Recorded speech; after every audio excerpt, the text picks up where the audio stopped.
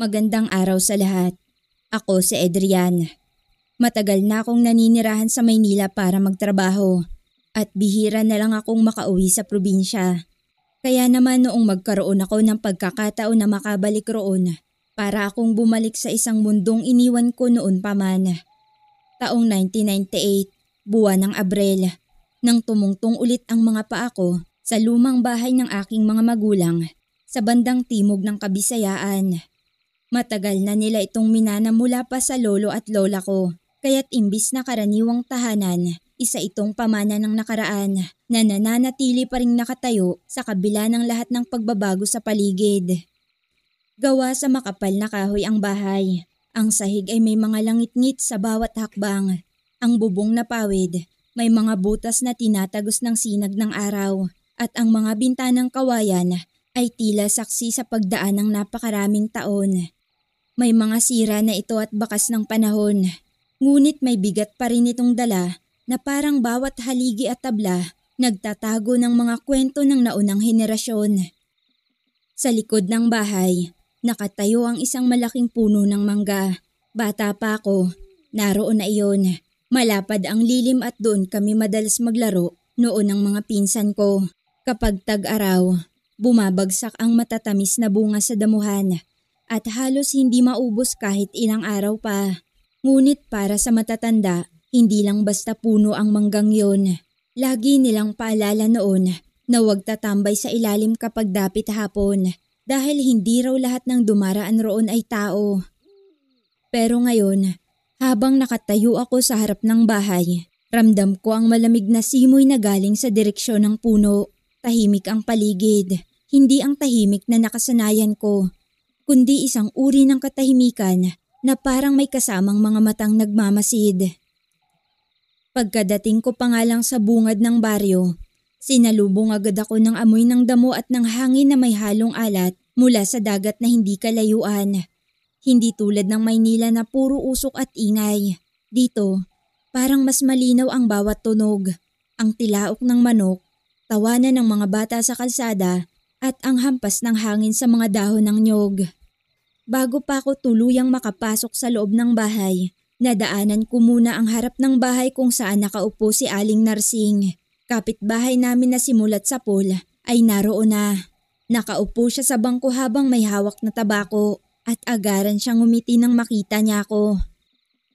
Ay, aba! Adrian, ikaw nga ba yan? Hindi ako nagkakamali. Opo, Aling Narsing. Ako nga po. Kamusta na kayo? Abay, mabuti naman.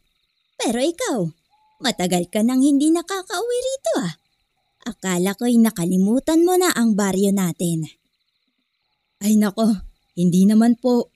Natagalan lang kasi sa Maynila. Puro trabaho, kung ano-ano pa. Ay naiintindihan ko yon. Pero buti bumalik ka na. Aba, itong bahay nyo, kahit luma na matibay pa rin. Wala talagang kupas. Sabay turo niya sa lumang bahay. Habang nag-uusap kami, dumating si Aling Rosa. May dalang basket ng gulay. Naku Adrian, ikaw pala yung nakita kong bumaba kanina sa kanto. Abay binata na. Aling Rosa, kayo po pala. Oo nga ho, binata na. Pero wala namang nagbago. O siya, tanggapin mo na to. Kakadating mo lang, baka hindi ka pa nakakapamalengke. Sabay abot niya ng talong at kamatis mula sa basket. Salamat po, nakakahiya naman. Ay naku, huwag ka nang mahiya. Alam mo naman dito, walang nagugutom sa kapitbahay. Basta bumalik ka, masaya na kami. Sandaling napatingin si Aling Narsing sa likod ng bahay, sa direksyon ng malaking puno ng mangga. Ay Adrian, naaalala mo pa ba ang mga laro nyo ng mga pinsan mo sa ilalim ng puno ng mangga? Opo. Doon kami lagi kapag tag-araw. Dami naming nakukuhang mangga. Ang tatamis pa. Bumubunga pa po ba yung puno ng mangga na yan, Aling Narsing? Ay oo, pero Huwag mong kakalimutan. Di ba lagi naming bili noon? Huwag tatambay doon kapag dapit hapon. Naaalala ko po. Pero bata pa ako noon. Hindi ko naman sineseryoso yun. Nagkatinginan ng dalawang ginang at parehong napapailing. Totoo yun, Adrian. Hindi mo lang ramdam noon. Kasi bata ka pa. Pero ngayon na nandito ka ulit, makinig ka na sa matatanda. Hindi na ako sumagot. Napatingin ako sa puno ng mangga sa likod ng bahay. Nakatayo pa rin ito roon. Malapad ang lilim at parang mas malaki na kesa sa pagkakaalala ko. Pagpasok ko sa bahay, bumungad agad ang amoy ng lumang kahoy na matagal nang nakasara. Makapal ang alikabok sa mga lamesa at upuan at ang sahig ay agad nagbigay ng langit-ngit sa bawat hakbang ko. Binuksan ko nga agad ang mga bintana para pumasok ang liwanag at hangin. Habang nililinis ko ang mesa at inaayos ang mga gamit sa may sala, biglang may narinig akong kaluskos mula sa itaas. Parang may mabigat na yabag mula sa sahig ng kwarto sa ikalawang palapag. Napahinto ako at napatitig sa kisame. May tao ba riyan? Malakas na tanong ko, pero walang sumagot. Ipinagkibit balikat ko na nga lang at ipinagpatuloy na ang paglilinis. Pero ilang saglit lang, may narinig na naman akong tunog. Ngayon, parang may humaplo sa mga bintana na kawayan. Nasa may bandang dulo yon. Dahan-dahan ko ngang nilapitan at sumilip palabas. Pero wala namang tao, kundi ang puno lang ng mangga ang nasa likuran. Kumikilos ang mga dahon nito kahit banayad lang ang hangin. Napabuntong hininga na nga lang ako, saka nagpatuloy na sa pag-aayos. Pero hindi mawala ang kakaibang pakiramdam ko. Para bang may mga matang nakamasid sa bawat galaw ko. Maya-maya, habang nililinis ko ang lumang aparador, biglang umihip ang malamig na hangin mula sa bukas na bintana. Mas malamig kesa sa karaniwang simoy. Kasabay nun, malinaw kong narinig ang mahina ngunit tiyak na tinig ng isang babae. Parang bulong na galing sa labas. Adrian. Mabilis akong napalingon, pero wala namang tao sa paligid. Tanging ang puno ng mangga lamang ang tanaw mula sa kinaroroonan ko. Kinakabahan man, pinilit ko pa ring ibalik ang sarili ko sa ginagawa ko. Iniisip ko na baka imahinasyon lang o dala ng pagod sa biyahe.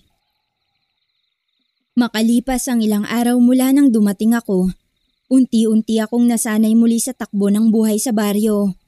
Maaga akong nagigising sa tilaok ng manok, bumibili ng almusal sa tindahan ni Aling Rosa at minsan ay nakikipagkwentuhan kay Aling Narsing tuwing hapon. Pero sa bawat araw na lumilipas, parang mas lumalakas ang pakiramdam ko na hindi ako nag-iisa sa lumang bahay. Sa una, maliliit lang na bagay. Parang may mga yabag sa pasilyo tuwing gabi.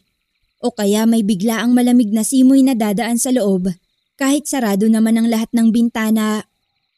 Minsan, nahuhuli ko ang mga kurtina na gumagalaw na para bang may humahaplos dito pero wala namang hangin. Hanggang sa dumating ang isang gabi na hindi ko malilimutan. Nasa balkonahe ako, nakaupo at umiinom ng kape habang pinagmamasdan ang punong mangga sa likuran. Tahimik ang paligid, maliban sa huni ng mga kuliglig. Ngunit bigla kong narinig ang mga yabag mula sa may bakuran. Dahan-dahan, parang may nakayapak na naglalakad papalapit. Tumayo ako at lumapit sa gilid ng balkonahe.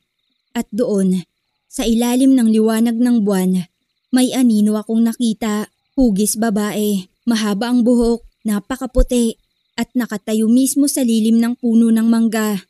Nanindig ang mga balahibo ko. Hindi ko alam kung tatakbo ba ako o tatawag ng tao. Pero bago pa man ako makagalaw, bahagya siyang gumalaw.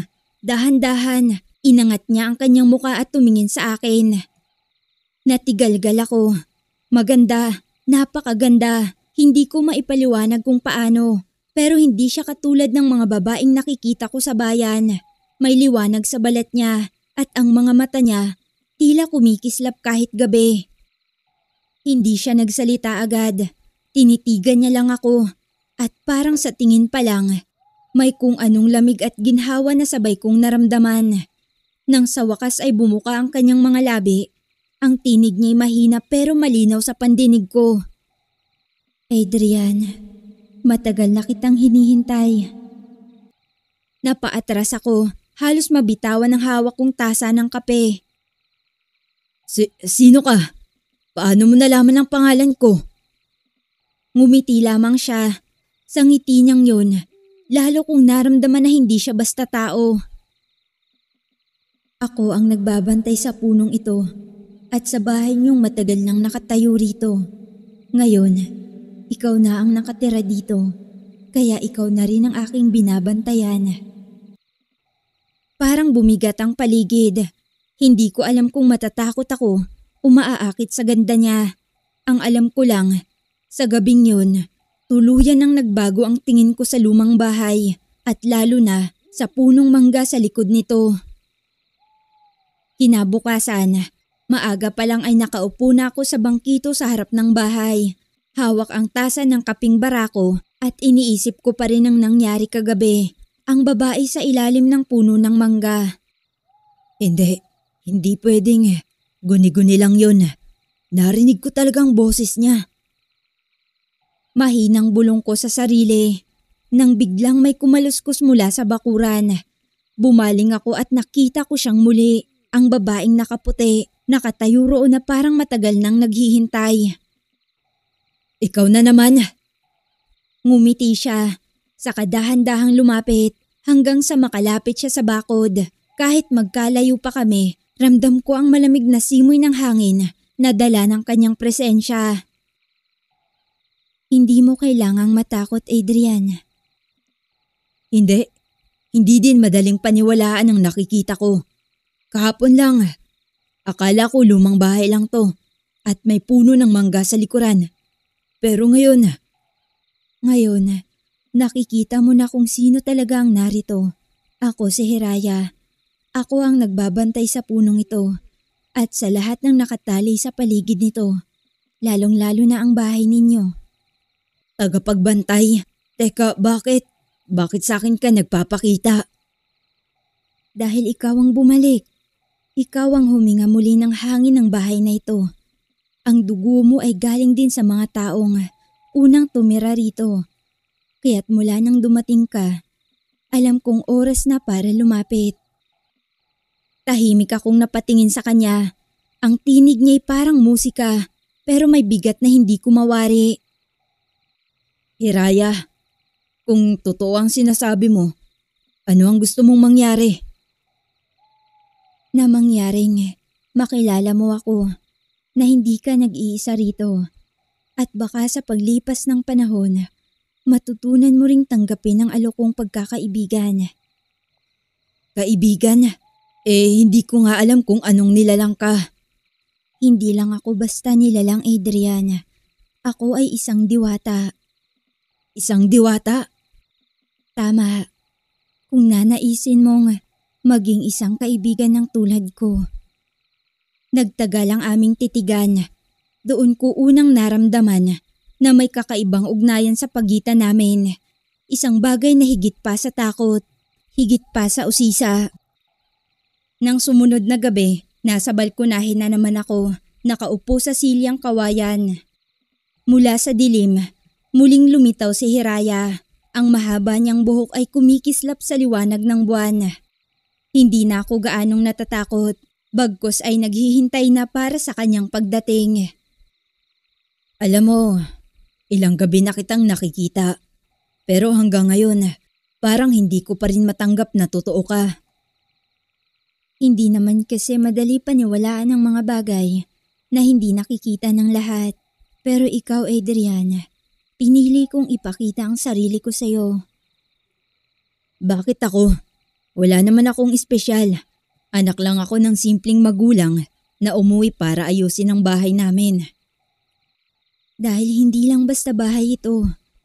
Ang lugar na ito ay matagal ng sagrado. Ang punong mangga sa likuran, isa itong bantay. At ako ang nakatali rito. Ang mga ninuno mo, sila ang unang nagbigay ng pangako na aalagaan ang lupaing ito. Kaya't ikaw, bilang dugo nila, ay may kaugnayan din sa akin. Kaugnayan? Anong klaseng kaugnayan? Matagal na kitang hinihintay. Adrian, sa bawat salinlahi, may isang taong babalik dito. At sa pagbabalik niya, siya ang magiging tulay ng aming mundo at ng inyo. Ano? Tulay? Hindi ko yata alam kung kaya ko yun. Hindi ko nga alam kung saan ako lulugar dito. Hindi kita pipilitin, pero nais kong makilala mo ako at makilala mo rin ang mga lihim ng lupaing ito.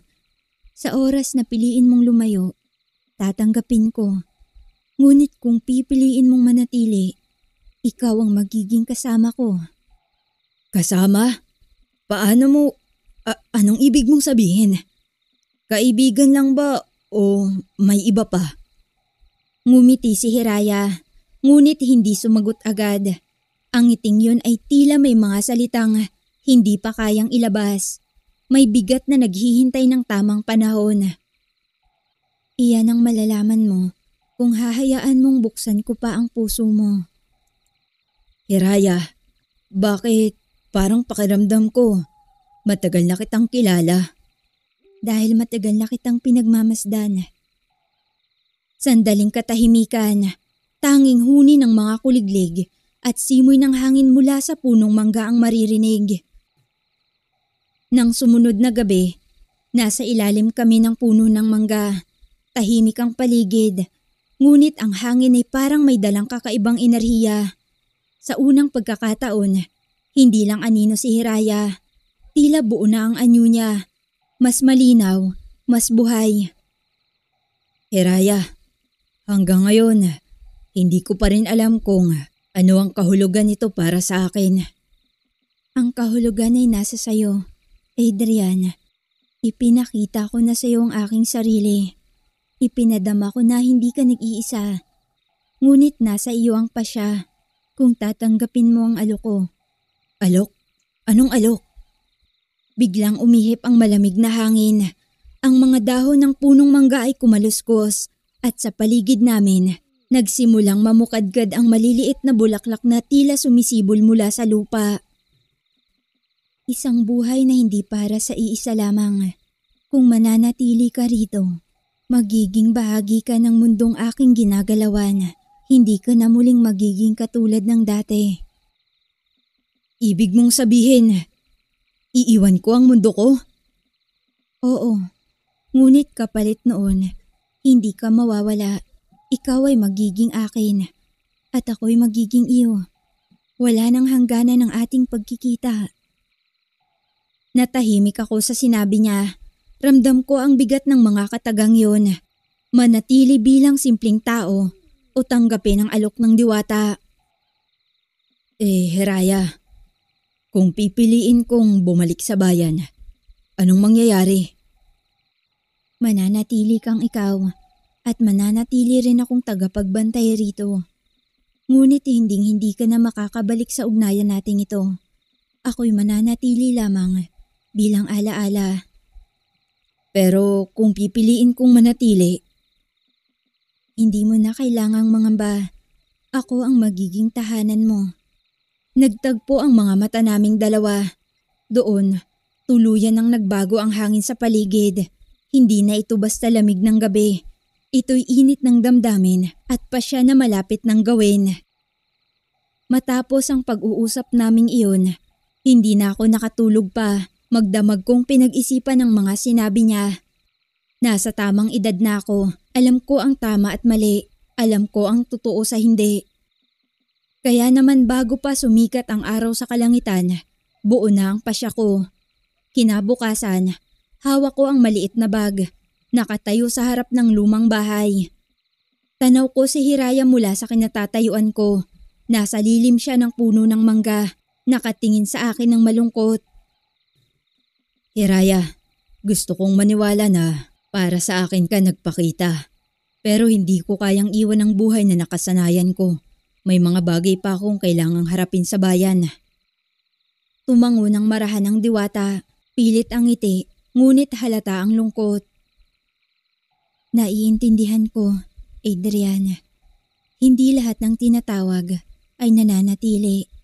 Basta tandaan mo, narito lang ako. At kahit wala ka narito, ang alaala mo ay mananatili sa akin. Hindi ko na nagawang sumagot. Sa halip, lumakad ako palayo.